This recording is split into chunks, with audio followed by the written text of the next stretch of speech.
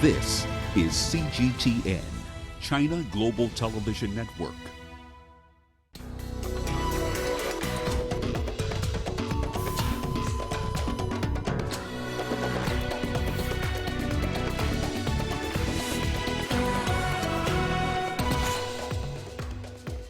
President Xi Jinping and his Russian counterpart Vladimir Putin hailed the deep bilateral ties between their countries. Sudan's military council declares its readiness to resume talks with the opposition as investigations begin into related violence. And at least 8 officers killed in Egypt after militants attack a checkpoint in the Sinai region. Hello and a very warm welcome to Africa Live on CGTN. I'm Lindy Mtongana in Nairobi. And with me is Uche Okoronkwo with a preview of your business news. Thanks, Lindy. And here's a look at what's coming up on Africa Live Bit. Mozambique's Supreme Court declares the multi-million-dollar tuna Eurobond illegal. And Kenyans take stock on plans by the government to withdraw the 1,000 shilling note. Of course, all that coming up within the program. For now, back to you, Lindy. Thanks, Uche. Well, let's start the hour with some international news. China and Russia have agreed to enhance their relations to what is known as a comprehensive strategic partnership of coordination for a new era. The decision was taken during talks between China's President Xi Jinping and his counterpart Vladimir Putin during Xi's state visit to Russia. At the Kremlin, a red carpet was rolled out for the visiting Chinese President Xi Jinping. It's his 8th time in 6 years to land on Russian soil since becoming president. As Beijing and Moscow celebrate 70 years of diplomatic ties, Xi and Putin speak highly of the past 7 decades and vow to bring relations to a new level. The 70th anniversary is a milestone and a new starting point, especially with our involvement in an unprecedented transformation of the global environment. We have to bear with the high expectations of those abroad. Our friendship will be everlasting and will only get better with time. I give my deepest gratitude to President Xi Jinping for his role in our nation's bilateral ties. He has taken it to an unprecedented high level, which has become beneficial to the peoples of both our countries. Along with senior officials from both countries, the two leaders agreed to bring forward their partnership. We decided to elevate bilateral relations to a comprehensive strategic partnership of coordination for a new era. Both have also expressed agreements and share similar views on major world issues. Last year, the trade volume between China and Russia exceeded $100 billion. Xi and Putin witnessed the signing of a series of agreements in various fields. For a big ship, a big voyage, said Xi Jinping, quoting a Russian proverb during his first visit to the country. 6 years later, he returns, calling for concerted efforts by China and Russia to foster their relationship as if it were a vessel, big and strong enough to steer its way through the ever-changing seas of international relations. Well, the presidents Xi Jinping and Vladimir Putin have hailed the deep bilateral ties between their two countries. During a joint press conference at the Kremlin, the leaders also welcomed the signing of over 20 cooperative agreements between the two sides. President Putin is my best friend and colleague. This friendship shows the high level of bilateral ties and close strategic coordination between our two countries. Just now, I had candid and fruitful talks with President Putin. We exchanged views on bilateral ties and major issues of international and regional concerns, and reached major consensus. We signed and published 2 major statements and witnessed the signing of multiple documents of cooperation. I, together with President Putin, reviewed our country's joint achievements in the last 70 years. We have the consensus that China-Russia ties are at its best in history and can enjoy new opportunities for development.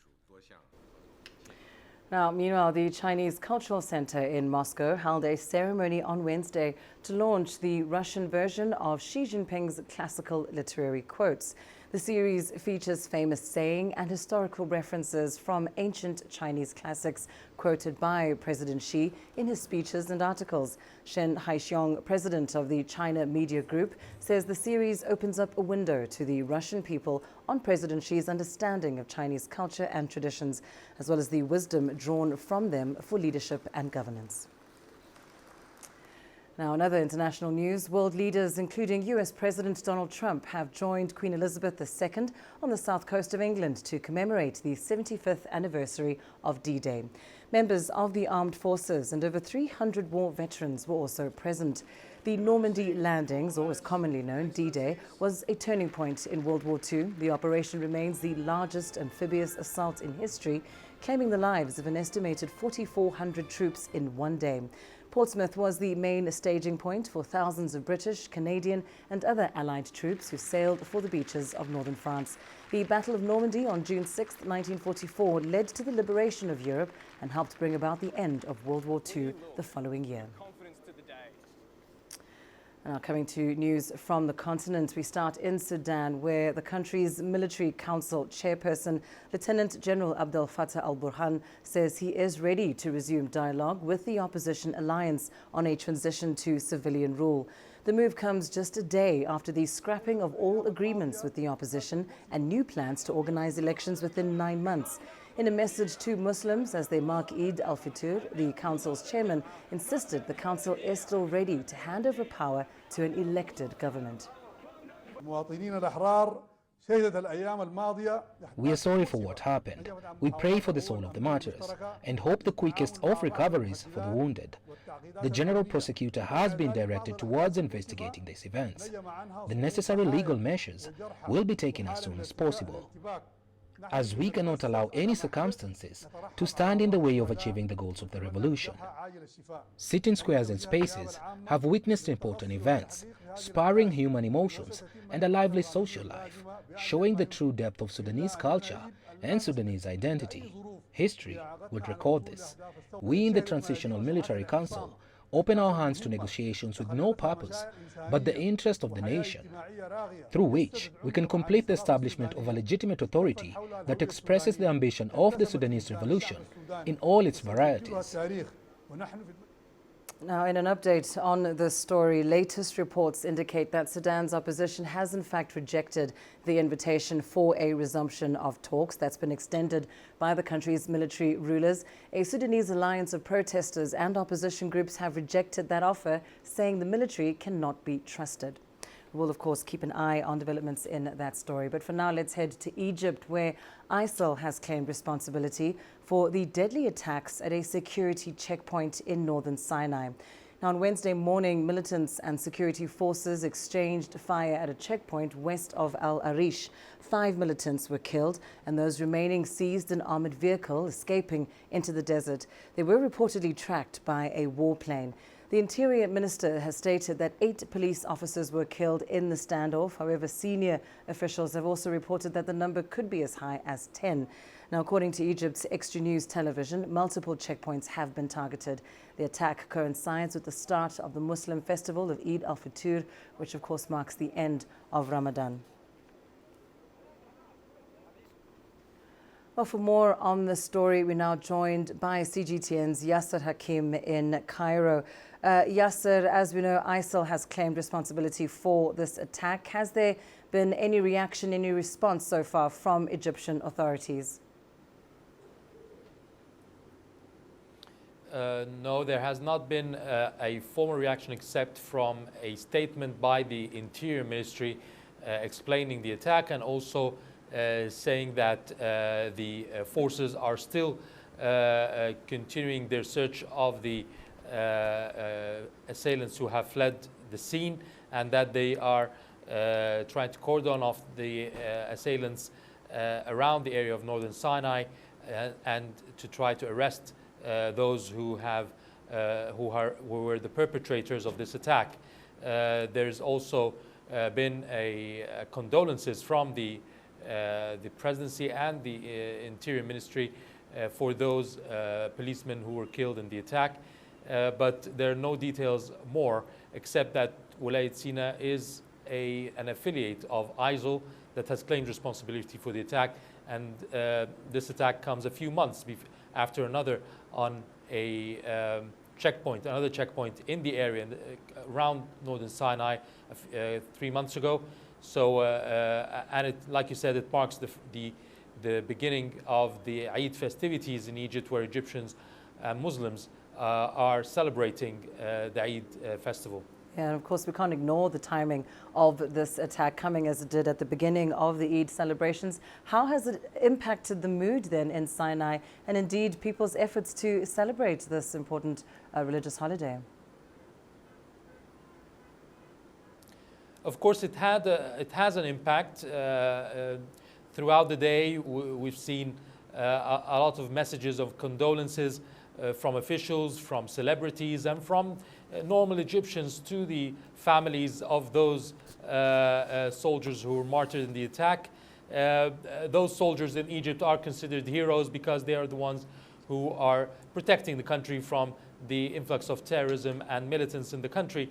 And therefore, the public here is always affected and is always touched by any incident, even if it's far away in northern Sinai, which is far, like at least 700, 800 kilometers from Cairo, for example, and but it still has an impact and is also at the same time being watched by Egyptians who are hoping that the forces would be able to track those who fled the scene from the assailants.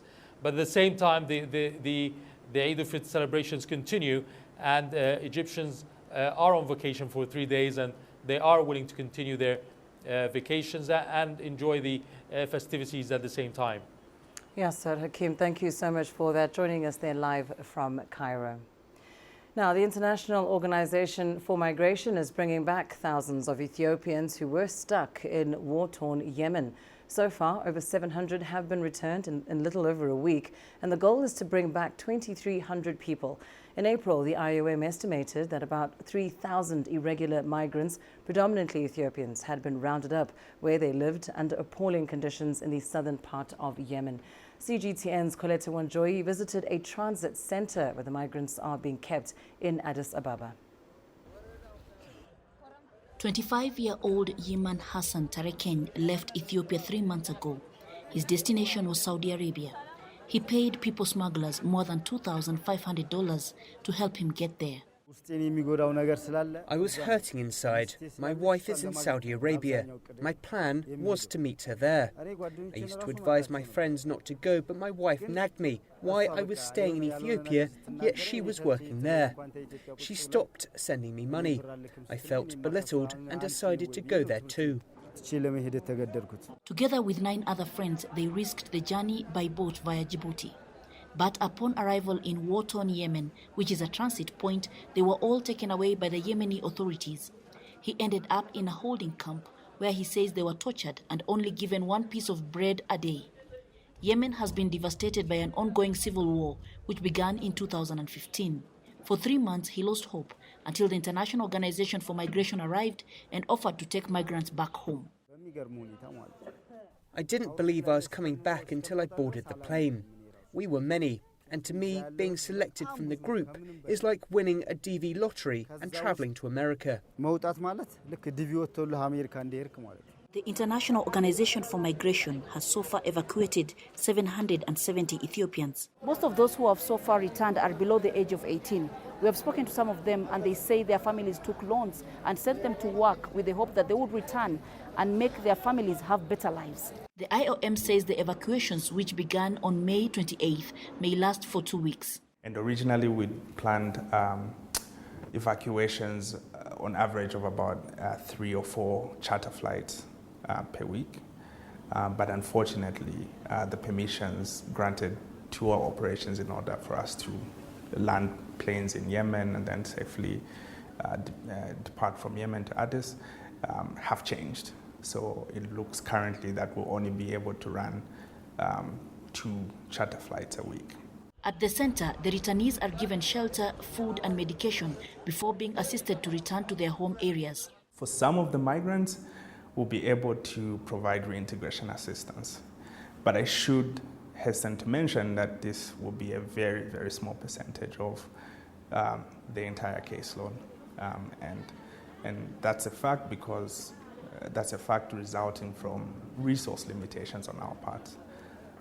So the reintegration assistance will be in the form of livelihood support, but also education continuation and other forms of assistance that will be identified depending on the migrants' needs. For these returnee migrants, a fresh journey begins, that of making a life here at home. Yeman says he will not return to his family because he has come back with nothing. Coletta Wanjoy, CGTN, Addis Ababa, Ethiopia. Well, let's take a short break now. Here's what's still ahead on the program. Coming up, we take stock of African efforts to address air pollution as the world marks Environment Day. And Muslims across the world celebrate Eid after the end of the holy month of Ramadan. You don't find the stories of North Africa by sitting on the sidelines. You've got to get out, go there, and you'll find them. In the bazaars of Casablanca. Among the crowds in Cairo. Who come to visit Cairo, the ancient capital of Egypt. Along the waters of the Nile. Along the sands of the Sahara. No one else will take you where we can in North Africa. No one else will show you what it's all about. CGTN, see the difference.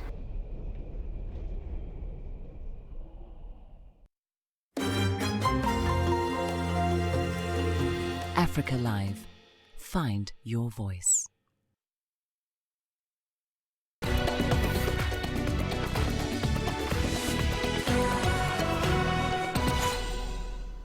The Muslim Eid festivities began in some Muslim countries on Tuesday, while in others it began on Wednesday. This is largely depending on the lunar calendar and witnessing the moon in each country. Eid marks the end of Ramadan, the holy month of fasting.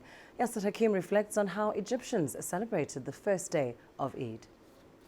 The first day of festivities begins just before sunrise, as Muslims congregate on the main mosques around the country for the Eid prayers in the early hours. Eid has its own special feeling. I'm very happy to be sharing it with my wife and children.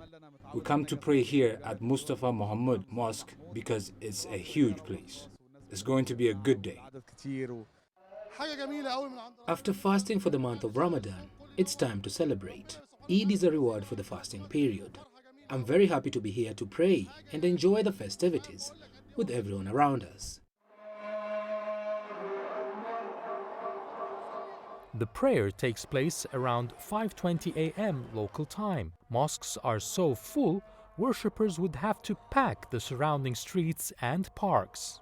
After the prayers, the celebrations begin. Children usually wear brand new clothes for the festivities. I'll take my Eid gifts from my parents and then we'll meet my friends to go out all day. We'll spend some time here, then we'll make use of the holiday to meet with our relatives and friends whom we haven't seen in a while. Many Egyptians travel to the beachside resorts for the 3-day vacation, while some of those in Cairo spend the morning around the parks, gathering and strolling along the main bridges in Cairo with family and friends, or take a boat ride on the River Nile. The Eid comes amid tight security preparations in the main cities to ensure the festive period passes smoothly. After a few hours fun in the morning, Egyptians would then go back home to have lunch and a quick nap before continuing their celebrations in the evening and throughout the next 3 days. Yas Hakim for CGTN, Cairo. Well, let's go to Tunisia, where Muslims visit their families over the 3 days to mark the end of Ramadan. Traditions differ from one city to the next, but in the city of Tunis, residents march together to the mosque, inviting hundreds of people to join them on their way to prayers. Hundreds of residents of the old city of Tunis have gathered at dawn before the Eid al-Fitr prayer. The 3-day holiday marks the end of the fasting month of Ramadan. We meet here where our ancestors met to revive a centenary tradition. This is the spirit of the Eid holiday. People are marching for miles while chanting religious prayers to wake up the sleeping city for the Eid al-Fitr prayer. There is a special atmosphere on Eid Fitri. We march and chant to encourage people to join us and to pray at the mosque. Ramadan, at the end of the sacred month, bring people together. The Grand Mosque of Sahab al-Taba was built 211 years ago, during the reign of the Bey of Tunisia. This historic monument is the favorite destination for thousands of worshippers. Women and children wear traditional attire and distribute sweets after prayers. The ongoing activity at the mosque shows the diversity of Tunisian society. After the prayer, Tunisians greet each other at the mosque. Later, worshippers visit their relatives to strengthen family ties on this religious holiday. The Kharja from Bab al-Khadra to Sahab al-Taba Mosque in the centenary neighborhood of Al-Halfaween has become an annual tradition in Tunisia. Every year, people from other towns and cities join the festivities to celebrate Eid al-Fitr. Adnan Shawashi, CGTN, Tunis. Meanwhile, Muslims in Malaysia celebrated the end of the holy month with not just solemn prayer, music and feasting, but also by firing homemade cannons. CGTN's Tuli Shabalala has more. The end of Ramadan was greeted with a bang in Malaysia. Dozens of homemade cannons were fired by villagers in the night in Kampung Talang. This is a decades-old tradition to usher in the Muslim holiday of Eid. We started the cannon tradition to drive away wild animals. So every night at the beginning of Eid, people would fire the cannons to drive away the animals, and they would run so villagers could celebrate in peace. This tradition started in the 1930s until to this day. If there are no cannons, then there's no Eid. This year, thousands of people came to witness the firing of the village's 80-plus cannons. With the exemption of 2 brands of firecrackers, most other fireworks are banned in Malaysia. Those selling or using them face stiff penalties. I hope our tradition will be here to stay for our children and our grandchildren to come, from generation to generation, because it's not dangerous, it's safe. Tuli Shabalala, CGTN. And Eid Mubarak to all our Muslim viewers. Now let's turn our attention to World Environment Day. This year, the spotlight is on air pollution. To avert an environmental disaster, governments across Africa are embarking on various projects. South Africa is encouraging low-income households to turn to renewable energy instead of using dirtier fuels like wood, coal and paraffin. Egypt is supporting youth projects that recycle the country's plastic waste. Let's take a look. South Africa is trying to boost electricity use in cluttered, informal communities by possibly matching consumption with free units. Wood, coal and paraffin are still widely used as it's cheaper, but it's harmful and puts people at risk of cancer, heart disease and respiratory illnesses. So the pollution is a problem from industry, from human settlements, from vehicles, from mining. Most of the townships, for example, are in receiving environment of bigger industrial pollution, which adds to the problem dramatically. But this particular strategy is addressing in the homes of the people. Government is considering green alternatives such as solar and gas for poorer areas, but coal remains the cheapest and most effective way to provide millions with power. It's really critical that we don't use that electricity access to drive more coal-fired powered electricity. So if we want to increase electricity access in South Africa, we really need to be focusing on renewable energy powered electricity. Using electricity that comes from coal in the home is still better than burning your own coal in the household, because when the source is one big source, an industrial source, the pollution can be controlled better than thousands of households in one area burning coal. Poor quality air costs the country around $140 million in health bills every year, and government has identified 3 priority areas in the northern parts of South Africa where it poses a significant risk to human life. Gauteng's Vaal Triangle, Limpopo's Waterberg area and the Highveld are some of South Africa's most polluted regions. So we have almost all of the country's coal-fired power stations all in Mpumalanga. Most of those coal-fired power stations are incredibly old, highly polluting, and most do not actually comply with air quality standards. Eskom is one of South Africa's biggest polluters, but the burning of dirtier fuels inside dwellings and around informal settlements is far more lethal to the environment and to thousands living in confined spaces. Julie Shah, CGTN, Johannesburg, South Africa. I took office and I started to reform the narratives around the environment. I wanted to showcase that environment is not a challenge. It's not something that hinders the process of investment, but otherwise it's an opportunity. During the months of October and November, there is always what is known as the black cloud. The black cloud because of the certain particulate matter in the air that would stop moving. So with any kind of pollution that will come from the vehicle emissions, from the open burning of the rice straw, and from other sources, people would feel that they cannot breathe. What we've done last year in tackling the black cloud was a 4-pillars plan.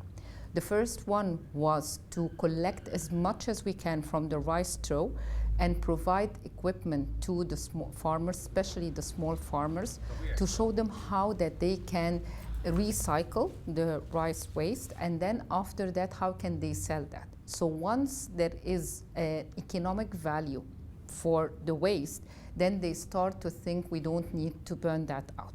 And have you been implementing the same model of success on other projects? I've been building on especially the agricultural waste in moving from the small and medium projects to big size projects, and now we are supporting a number of governorates to open up big factories for the recycle of the agricultural waste to produce paper. We've started turning some youth from the universities for conducting small projects that would be useful and would give them some return for the recycle of bracelet, for an example, that would come out from the plastic and from the waste, the collection of the garbage, of the paper, of the metal and of the plastic from the houses and getting money in return. What about World Environment Day? How are you celebrating this event? I'm seizing that opportunity to showcase and provide evidence that throughout a whole year where the Ministry of Environment worked with different youth, here are the examples. So we're bringing 14 investment projects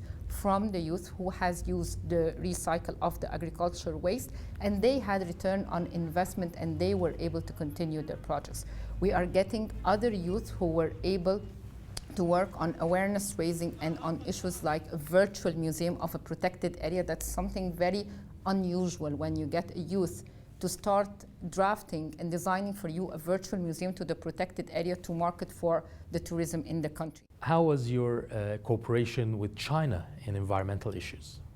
Last November, we came out with an action agenda, Egypt-China action agenda for biodiversity. At the bilateral level, we have conducted a memorandum of understanding for transfer of technology from China related to waste to energy. Now that's a new area that we are embarking on, converting the waste to energy, and we're seizing the expertise of some of the Chinese company.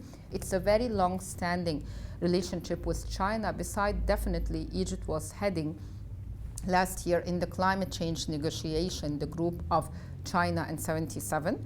And we were able to break through some of very good news to the world in negotiating the text for the Paris Agreement and putting that into implementation. And now let's turn to Uche for your business news. Thanks, Lindy. And coming up on Africa Live Biz, Mozambique's Supreme Court declares a multi-million-dollar tuna Eurobond illegal. And Kenyans take stock on plans by the government to withdraw a 1,000 shilling note. Africa is the nexus of enterprise, and global business will tell you why it matters. From the mega investment projects to multi-billion-dollar mergers and acquisitions. Africa today collects, just in terms of revenues from taxes alone, $545 billion a year. If you take 10% of that and you devote it to the energy sector, problem solved. All this on Global Business, weekdays at this time on CGTN.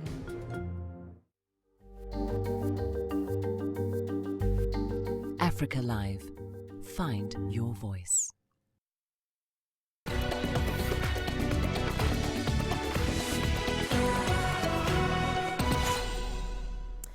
Well, let's start off in Mozambique. The country's top court has ruled that a government-guaranteed $850 million Eurobond, which was issued by state-run tuna fishing company Ematum back in 2013, was illegal.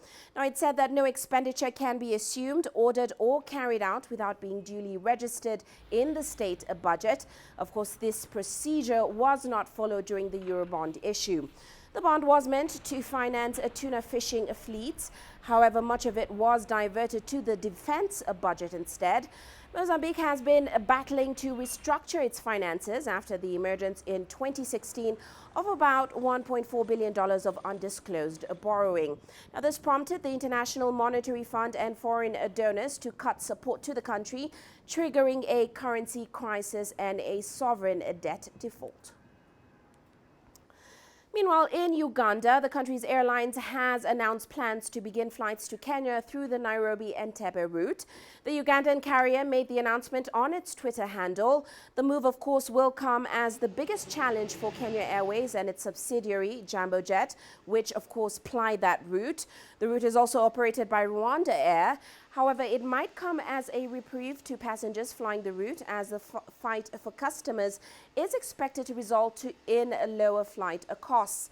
Uganda Airlines acquired 2 aircrafts in April this year in a bid to revive its national carrier to ply regional routes before expanding to Europe and other destinations. And the Tunisian Central Bank Governor Marwan al-Abbasi has acknowledged publicly for the first time that the banking sector is facing a liquidity crisis. The bank's governor made the announcement at a hearing by the Parliamentary Commission on General Legislation. Now, he noted that this crisis could frustrate the bank's ability to meet all of their loan demands compared to 2017 and 2018, when, of course, liquidity was available. Director General of Monetary Policy at the Central Bank of Tunisia, Rim Kalsi, linked the liquidity crisis to an increase in the trade balance deficit in the country, which has reached $6.3 million in 2018 compared to about $5 million in 2017. Now, inflation stood at 6.9% at the end of April 2019 from about 7.5% in 2018, which of course has led to pressure on liquidity in the country. Now, Kenya plans to withdraw an old version of its 1,000 shilling banknote, which is equivalent to about $9.88, to tackle illicit financial flows and counterfeiting in the country. This is according to Kenya's central bank governor, Patrick Njoroge. The move is meant to curb graft, which has relatively skyrocketed over the past few years, and of course money laundering in the country. Here's CGTN's Terry Wangari with more. And defend this Constitution. President Uhuru Kenyatta promised to stamp out graft when he was first elected in 2013. But critics say he has been slow to pursue top officials, and there have been few high-profile convictions since he took office. Now, the country is planning on launching new banknotes in denominations of 50, 100, 200, 500 and 1,000 shillings. While the new currency will circulate alongside older versions, the 1,000 shillings note will be rendered invalid on the 1st of October this year. Anything issued that's just the 1,000, not the others, just the 1,000 Kenya shilling banknotes, those have been withdrawn. And the Gazette notice indicates that they will cease to be legal tender on October 1. But in a move seen as undermining efforts to tackle money laundering, Kenyan lawmakers want rigorous requirements for recording transactions above $10,000 relaxed.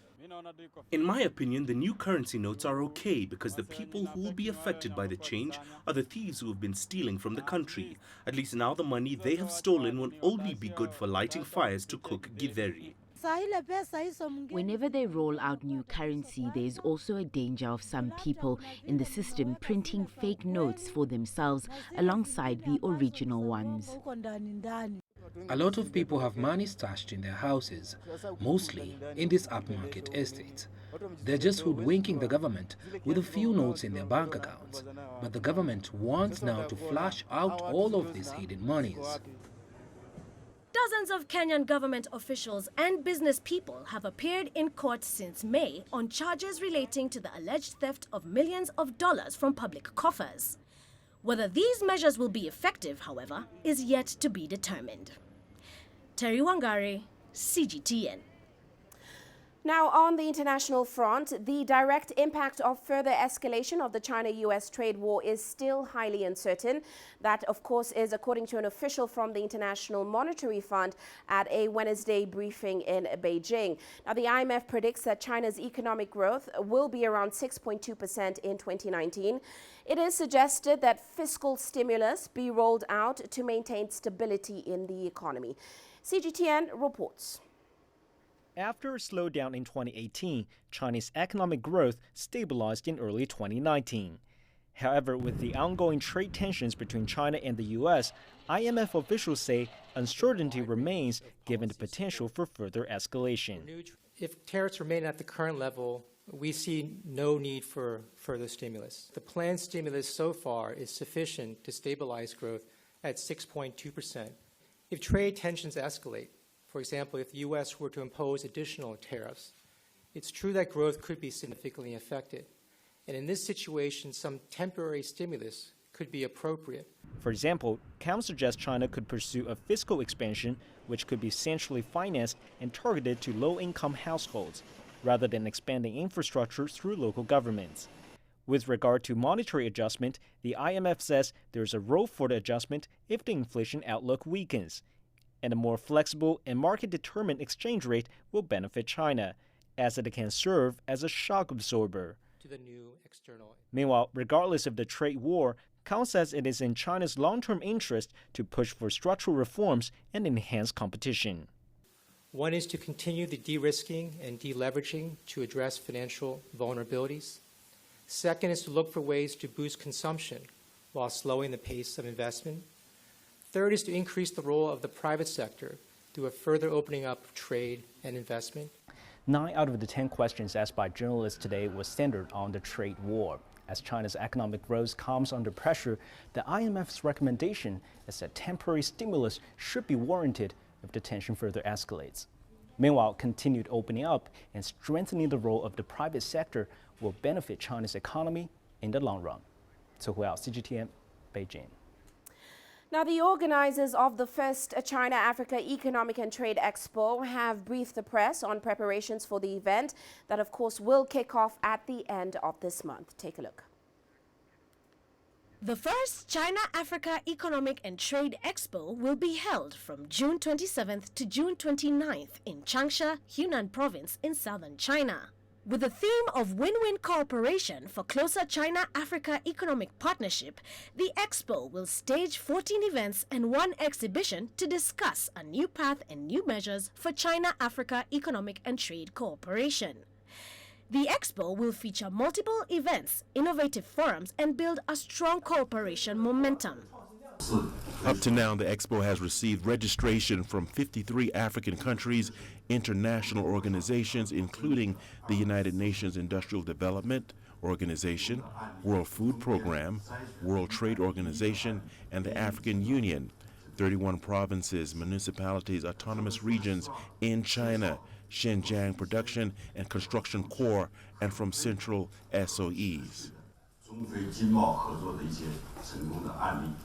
Focusing on key areas, regions, and industries of China-Africa cooperation, the Expo has set up a project database. The projects cover investment, trade, agriculture, tourism, and logistics in areas of infrastructure and industrial park development. African countries, including Ghana, Uganda, Côte d'Ivoire, Nigeria, the Democratic Republic of Congo, Kenya will be participating. During the expo, a great number of investment and trade projects will be signed. Hunan Province will use the expo as an opportunity to promote technology, economic and trade cooperation with Africa. The expo is also expected to further expand imports of Africa's non-resources products into Hunan Province and China, creating a new mode of China-Africa economic and trade cooperation with win-win results. In 2018, China-Africa trade volume reached $204.2 billion, up by 20% year-on-year. China has become Africa's largest trading partner for 10 consecutive years. Chinese enterprises have been actively participating in infrastructure construction in Africa and have been implementing a large number of major projects in the fields of rail transit, ports, aviation, and electric power, which have facilitated the entry of China's technology, equipment, standards, and services into Africa. Terry Wangare, CGTN. Now, after years of painstaking negotiations, the Africa Continental Free Trade Area Agreement has finally been ratified. It'll be operational by early July. But there's still one key country that has not signed the initiative just yet, and that's Nigeria, which of course is Africa's biggest economy. Well, CGTN's Deji Badmus looks at what's holding Nigeria back. It's actually a surprise to many that Nigeria has not signed the African Continental Free Trade Area Agreement. The government had claimed more consultations were needed to address the concerns of local manufacturers and businesses about some aspects of the free trade deal. And for about 7 months last year, Nigerian officials had extensive discussions with a number of interested parties. 34 groups and associations were sensitized and consulted. 3,017 people or natural persons approximately were engaged in various sessions and meetings, and 5 communiques were adopted and signed in 5 geopolitical zones. Following those consultations, the government set up the Committee for Impact and Readiness Assessment. The committee was supposed to be the last step in the consultation process before Nigeria puts pen to paper on the trade agreement, also known as AFCTA. It was giving a 3-month deadline to report back to the president. That deadline has long passed, and still no word from the government. I think we should sign up to that agreement. It's unfortunate that we see in this situation where the rest of Africa is moving ahead and we are yet to get on board. If you have any issues with the African Continental Free Trade Agreement, these issues are better resolved through engagement when we are part of the discussion. You cannot influence an agreement or a protocol when you are outside of the protocol. In the meantime, local manufacturers who were initially against the deal have come round and given their support. It's only the labor union still holding out. But many in the country believe it's just a matter of time before Nigeria gets on board. Deji Badmus, CGTN, Lagos, Nigeria. Well, that's all for now on Africa Live Biz, but coming up on Global Business Africa, South Africa's ruling party, the ANC, is still debating over a proposal to change the mandate of the Reserve Bank. We'll bring you more on that top of the hour. For now, back to you, Lindy. Thank you so much, Ruche. Well, time for a short break. Here's what's still ahead on the program. Coming up, a Tutankhamun exhibition in Paris is extended for a week as tourists rush to see the Egyptian treasures. Africa Live. Find your voice.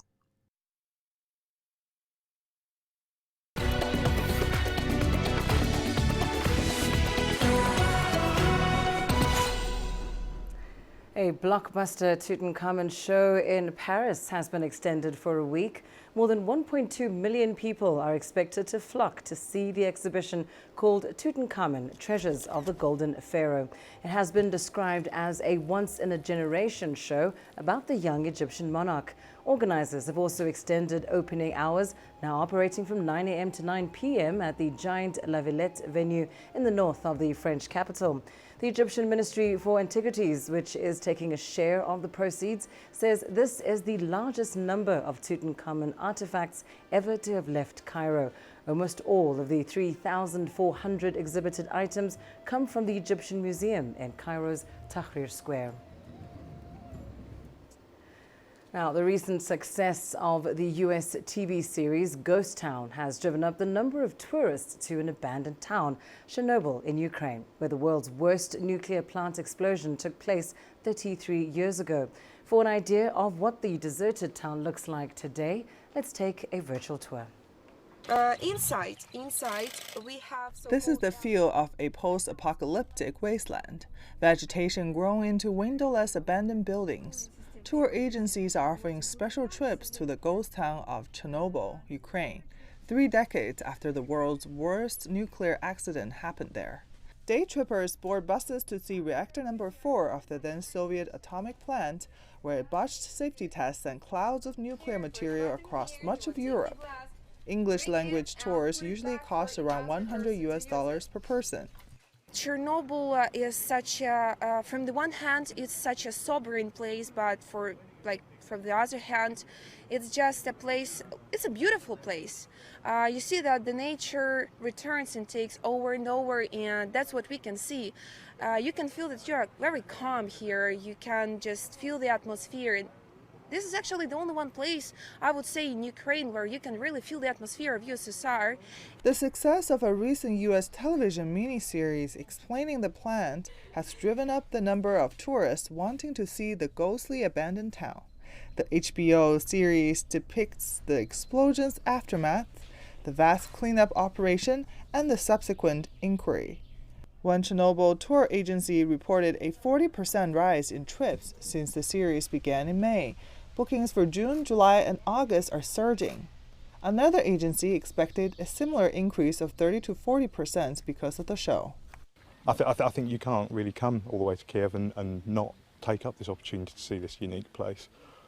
I think interest following the show is probably going to rise, if I'm honest. So we were already booked to come. We only ended up watching the show because we were already coming, but I think you will see an increase in tourism because of the show. It will definitely spark interest. However, one tourist expressed his worries that too many people coming will ruin the experience. If this really becomes a super crowded tourist site, that it also takes away the whole experience of being in an isolated place, because there are quite a lot of tourists already here, and it does kind of take away the experience of being in a completely abandoned town. So I think if more and more tourists will come here, that will ruin the experience, I think. Chernobyl was once home to 50,000 people who mainly worked at the nuclear plant neighboring it. The accident in 1986 killed 31 right away and forced tens of thousands to flee. The final death toll of those killed by radiation-related illness is subject to debate. A study estimated the total cancer deaths from the disaster at 115,000, in contrast to the World Health Organization's estimate of 9,000. Tourists are now coming to explore bravely, but some experts believe that Chernobyl is still dangerous. They say there are many areas that still pose potential risks of exposure to nuclear radiation. Michelle Vandenberg, CGTN. And here's what's coming up in your sports news up next. The FIFA Congress re-elects Gianni Infantino as the football governing body's president until 2023. Africa, where champions are made, records are broken, legends are born. We're there for every goal, for every knockout, for every step of the way. Match Point, only on CGTN.